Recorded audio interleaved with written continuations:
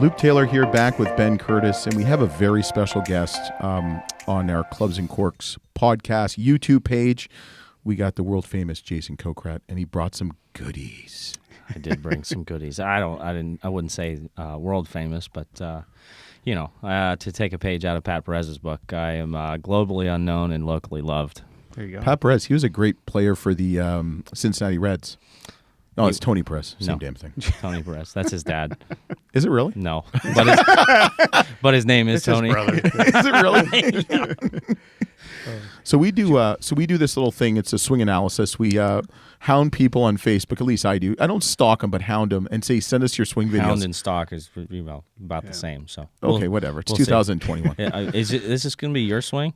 Oh, hell no. We'll do that. Let's wait. Let's wait for me. I'm working on it. I got to lose about another 30 pounds. No comment, please. Welcome to the club. Yeah, well, there you go. So we do. We get some people. So this is a little special one. It's kind of fun. It's Golf Club Ohio. It's a Facebook page. We got 3 of their fine members, and how fitting. We got 3 people from Ohio. Well, I'm not from Ohio, but live in Ohio.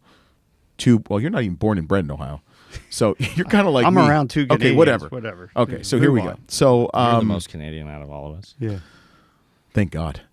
So the first person we have is Anthony. I can't pronounce Trefilo. Trifolio. Trifolio. He is assistant golf pro at Medallion Club in Columbus. Okay. Loves teaching kids. Ladies, adults, whoever. I won the MAC championship there, by the way. One of my 2 wins as a college player. As a collegiate athlete? Yeah. Yes. Yes, I got many wins at the bar called Hawkeyes on Thursday nights. So let's talk about Anthony. Now, you guys both made a comment that he reminds you of a player that was on the PGA Tour for years. Mm-hmm. Yeah. Mm-hmm. Kind of. If you wouldn't know any better, you would think this is Jason Gore playing the Pebble Beach Pro-Am right now. For sure. Same body type, little same similarities in swing too. But yeah, Jason Gore hits it really, really good. So we'll see this action. All right, here you go. Hang on, let me just play it. All right, play it first. And then you let me.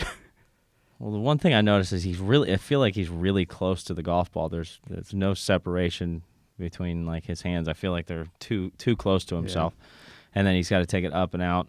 Yeah. Yeah, as I tell people, 8 to 12 inches from their body to their hands. Mm-hmm. Obviously it goes up. It's a little less with the wedges and a little longer with the driver, but I mean, so that'll help get him more. And plus his shoulders are left too, so that'll help. That's the start line there will make it go outside. So Jason's right. Get a little further away. He could use more shoulder. I know he's just using a little wedge here. Yeah, but. I mean, it looks like it's just all arms, right? For sure. I mean, I struggle with the same thing. Is I tend to kind of stop my body and let those hands roll over real fast.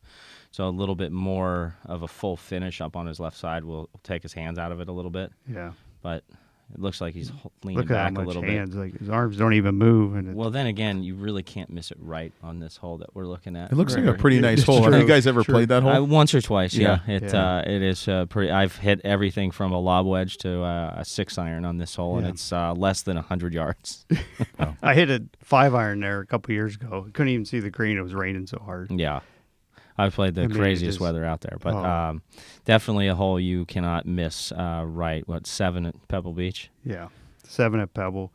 So Anthony, just get a little further away and then close your stance up. The takeaway is really good. It's just once he gets down to the bottom, it looks like he just kind of stops his body and those hands just roll over. Yeah, more rotation with the body. Mm-hmm. Perfect. Needs some more color in his wardrobe too. It's pretty good.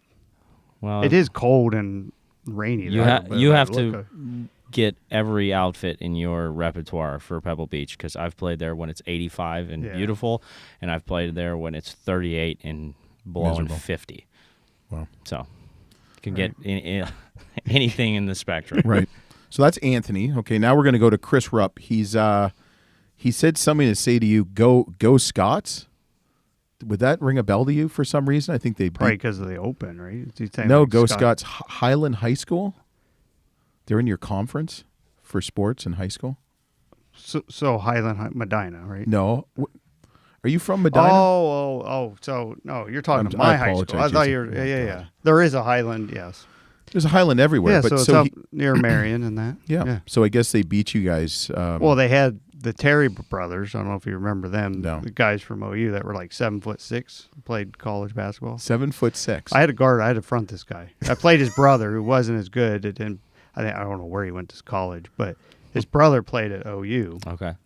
And he was the younger brother, and we played. He's 7'5" or 6", and I had to front him in high school. Look, I'm not even 6 foot tall, and I'm like the front guy. How'd it go? It went really well. I just all I did was grab him. You just tried him.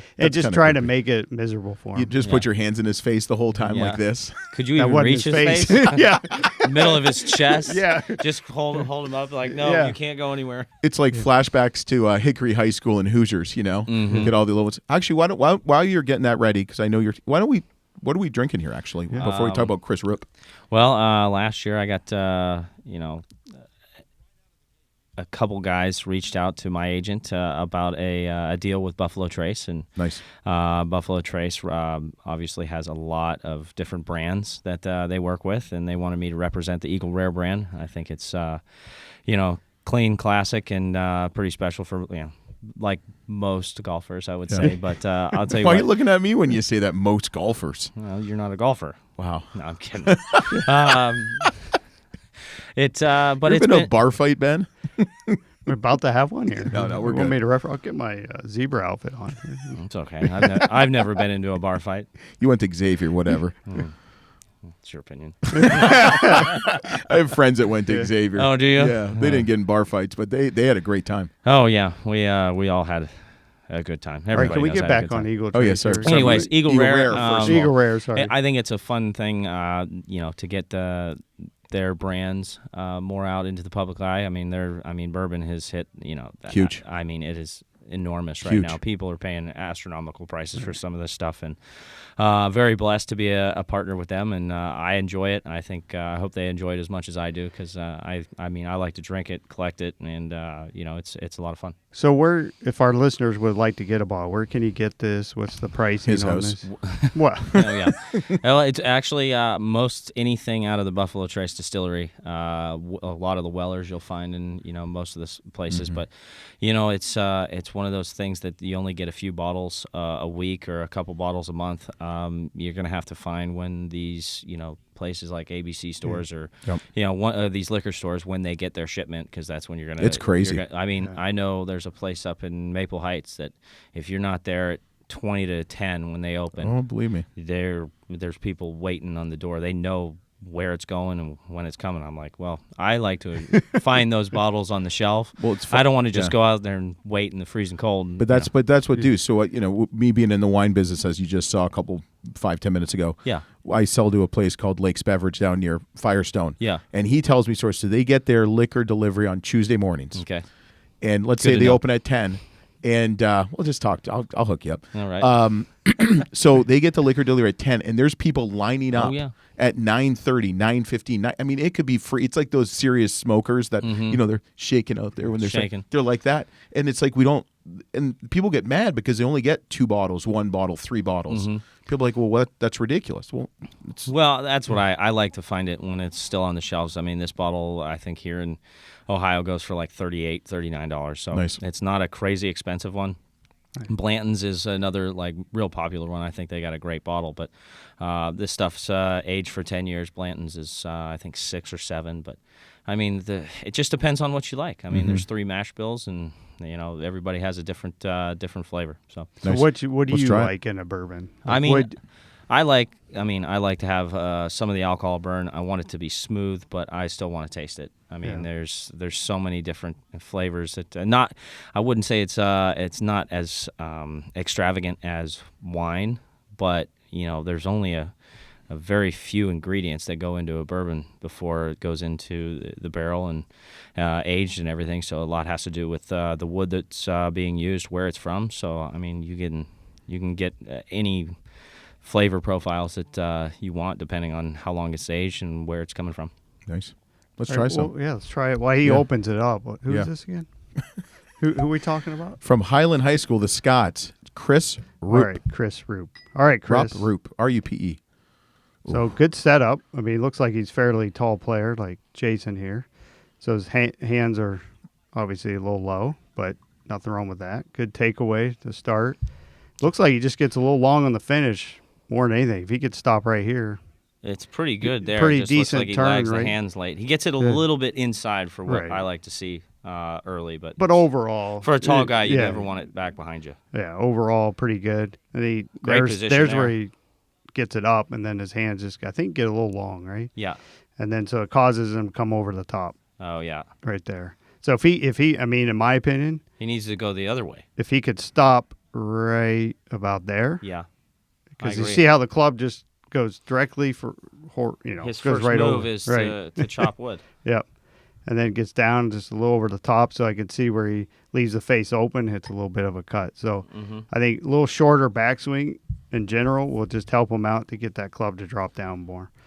Yeah. And then obviously keeping the butt out too, coming through, so he doesn't, that'll help with the path too. I struggle with that too. Yeah. But I would suggest trying to keep that golf club out away from your body in front of you a little bit longer, so you can kind of go more like Ryan Moore, not so much that big loop at the back, but I have a loop at the top, but his is the wrong way. Yeah. And so I came over the top a little bit myself, but so you can get away with it. It's just, can you control the face at that consistent. point? Right. You got to be consistent with it, but overall, I mean, there's nothing. Can't see that left knee. It looks like his left knee dives a little bit too far behind the ball. Yeah, but overall, not I'd say too it's bad. really good action. Yeah. So, I mean, both of them are not bad, and obviously, as you can tell, everybody has a different swing, right? So, Yeah, Jim Furyk. Yeah. I mean, there's so many. I mean, it's not what it looks type. like. It's look whether at it or on the not tour, you can right? repeat it. Yeah.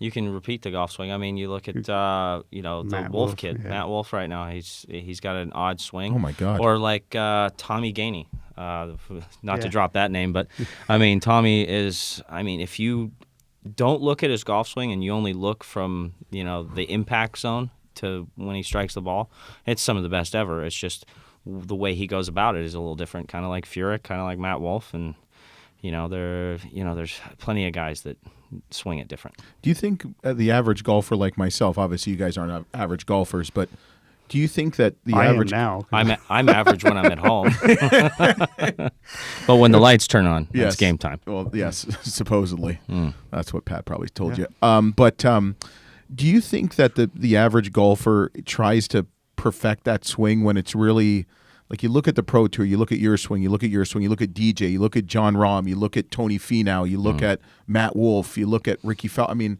Jim Furyk, everybody's swing is different. 100%. And it's just trying to find, like, who cares what it We looks gotta like, find maybe? what their strengths are too, right? Find what they do well, what's good mechanically in their swing, and go from there. Mm-hmm. Yeah.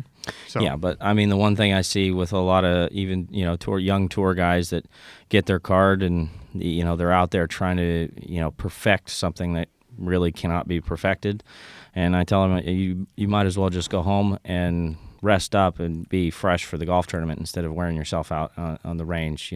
Playing 18 holes a day. Hitting balls for 5 or 6 hours after that, trying to become perfect. Golf is not perfect. You can hit 10 shots in a row, and they're never going to be the same. Did VJ give you that advice? No. Because I feel like he's out there. He's probably out there right now. Guaranteed. He's three days off a year.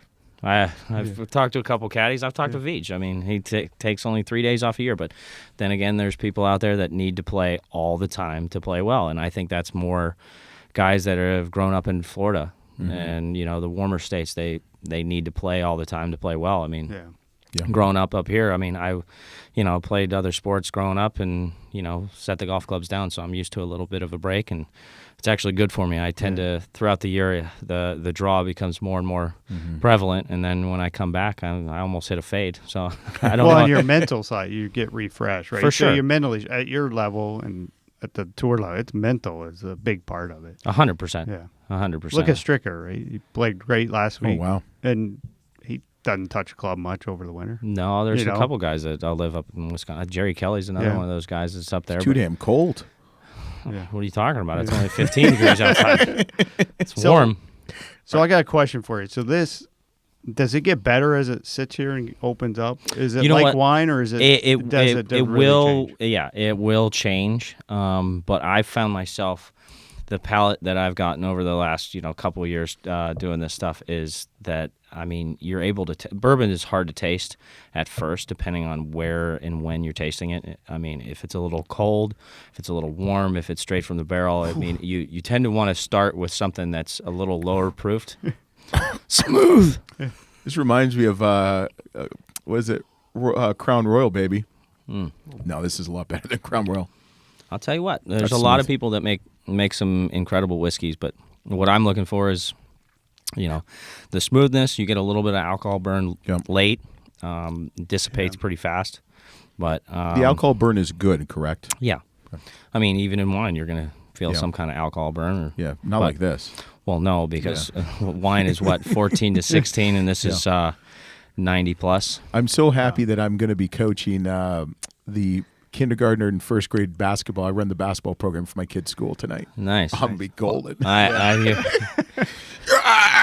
screaming. So, do you like it on the rocks or you like it straight up? I like to taste it room neat, room temperature first. Is that the nerdy term for bourbon? Neat. Is yeah, I guess a neat. Scotch is neat. Whatever you want to drink, but I like to drink it neat. There's some that I like on the rocks, but there's you shouldn't judge how people like to drink their whiskey. Right. Everybody it's likes a it. Question, right? Yeah, some people like it with ice. Some people like a mixture, but for me, I like it. Some people just add a few drops of water, and that's something that helps open up the bourbon a little bit. Yeah, either dilute it or open it up like you would with a wine decanter. Nice. Yeah, it's great. All right, I love the smell of this. Let's talk about Billy Cochran, just in case he's waiting. Yeah, Billy. So still Billy, waiting. Yeah, still wait. Keep waiting. He's a lefty. Yeah, so lefty. Bueller. And one thing I will say about all three of these guys, they have great balance. Oh, they're which from Ohio, you don't right? see a lot in amateur players. Yeah. They have great finishes. They hold the finish. A lot of people are off balance as they finish. Mm-hmm. But, the first thing, good setup, but the first thing I see, look at it, it's way outside, right? So, but not necessarily. You would call it way outside. I wouldn't because he's not quite halfway back yet. So I want to see the next frame. Right. Where, see, that next frame goes. He's right on plane, but I get it. That's pretty unbelievable there. Yeah. But, again, look at the balance. I can't Yeah, full finish. Yeah. Up on that toe. That's pretty. Yeah. That's a good obviously he plays a lot. You can probably tell by the way he comes in there, and obviously, great setup. For me, I think the first part of the swing is really important because it dictates what you do. But like you said, if you can keep repeating it, it doesn't matter what it looks like. But for sure, I like how he stepped behind it and treated it like a real golf shot, like he was on the tee. There's a lot of guys that just step up there and beat balls, one after the other. You got to get into some kind of a pre-shot routine or a rhythm to practice well, because if you're just blindly practicing, I'd rather practice for 2 hours and actually work on certain things, than just beat a bunch of balls. Yeah, it looks like he goes a little bit across coming down, so, a lot of good ball striker, especially with driver, to hit up into it. So it looks like he might hit down on it a little bit too much. I could see where he gets a little bit of spin. Just from the naked eye, it looks like it comes to the right a little bit. Working kind of a little bit underneath it. Right. So if he could get more into out motion or feel it to hit up into it. Yeah. It's hard to tell because we don't know what their ball flight is or what their spin rate is. Yeah. But if I had to take a guess, it would. Yeah, it would be a little bit spinny. Yeah. For sure. So that'd be Billy Cochran. Great assessment. We're drinking, Drinking and Eagle in 3 Rare. hours, we're going to change our opinion after we have a few more of these. You'll be right, Billy. You're going to be righty by the time we're done with this bottle. Exactly. You never know. But Jason, thanks so much. Sure. From Ben and I, thank you so much too. Follow us, subscribe, rate and review on all the podcast platforms. Obviously, YouTube. Share it with your friends, your kids, your animals, your loved ones, your hated one, whoever. So thanks for get some wine or some bourbon. Bourbon. Yeah. What's it called? Eagle Rare. Eagle Rare. I'd never made Eagle an Rare. Eagle, so Eagle Rare. it's very rare.